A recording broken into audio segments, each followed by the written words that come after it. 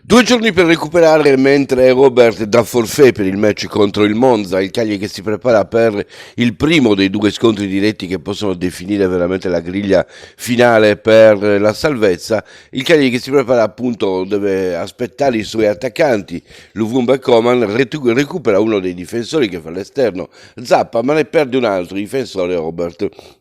In quella corsia di sinistra dove spesso abbiamo visto giocare Robert difensore e Augello in attacco. Non ci sarà questa possibilità nel match contro il Monza, certamente nella corsia di sinistra alta andrà a finire uno dei giocatori che andrà per il recupero, Luvumbo e Coman appunto, per tentare di dare maggiore forza alla squadra in proporzione offensiva e peraltro per trasferire una mentalità vincente nel match contro il Monza, che è una partita di quelle che non puoi assolutamente pensare di pareggiare o perdere, ma devi necessariamente affrontare per vincere nel tentativo di fare un grosso passo in avanti. È un Cagliari che chiaramente ha recuperato energie mentali dopo incontri precedenti e in questo caso si prepara a un gran ritorno con uno stadio che si sta riempendo per questo match. Ci sono veramente ancora una volta tanti spettatori, tanto affetto da parte dei tifosi nei confronti del Cagliari, che si avvicina già al sold out per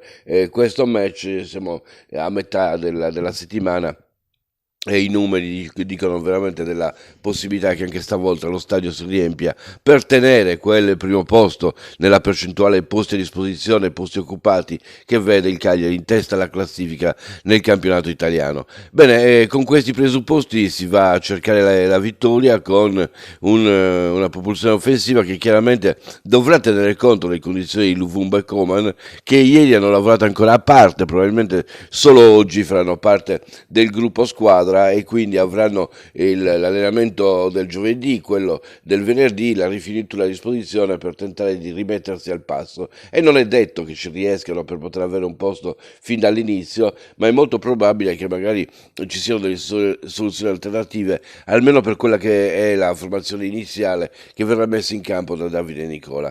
Tutte indicazioni che deriveranno anche dai responsi già da oggi dell'allenamento, perché chiaramente non si potrà saltare anche quello odierno per poter essere titolare nel match di domenica, e dall'allenamento arriveranno quindi le indicazioni per capire chi andrà in campo. Dall'altra parte un Monza che si prepara a giocarsi le ultime chance per evitare la Serie B, perché ha 3 scontri diretti e chiaramente deve tentare di vincerli tutti, quindi mettiamoci in testa che non troveremo una squadra votata a tentare di speculare sul risultato, ma una compagine che tenterà a sua volta di vincere, perché il pareggio non le servirà certo. Gioco, studio, imparo, Summer Camp. Sogno, vinco, dribblo, Summer Camp. Tuffo, scivolo, lancio, Summer Camp. Club, Sardegna, Summer Camp.